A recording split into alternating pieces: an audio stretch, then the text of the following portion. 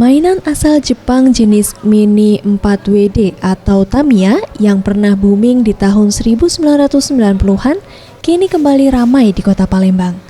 Berbagai kejuaraan dan pertandingan sering digelar setiap minggunya. Dengan kondisi ini membuat toko penjualan spare part atau perlengkapan mobil Tamiya selalu ramai dikunjungi pembeli. Menurut Rizal, penjual perlengkapan mobil Tamiya mengatakan, semenjak mobil Tamiya kembali digemari masyarakat, ia selalu didatangi para penghobi mobil Tamiya ini untuk membeli perlengkapan mobil Tamiya. Dan ini membuat omset setiap bulannya naik hingga 10 juta rupiah. Selain menjual perlengkapan mobil Tamiya, ia juga menjual mobil Tamiya standar hingga rakitan seharga Rp350.000. Sementara sko cadang dari harga Rp10.000 sampai ratusan ribu rupiah.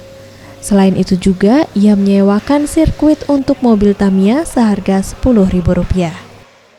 Kalau standar macam-macam dari 150 sampai 300 kan ada, jadi sesuai selera. Ada sasisnya pun beda-beda, bodinya beda-beda, jadi seleranya masing-masing. Sementara itu, Agung, salah satu pecinta Mini 4WD mengungkapkan, ia hobi merakit dan memainkan Mini 4WD ini sejak 10 tahun silam.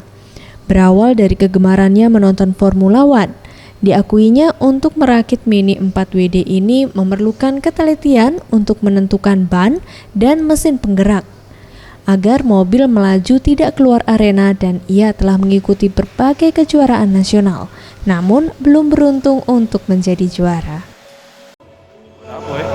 Buat enjoy lah, isi kesibukan.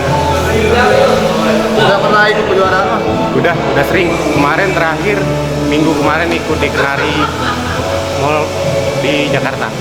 Menang? Enggak. Farel Dwi Satria, Sriwijaya TV.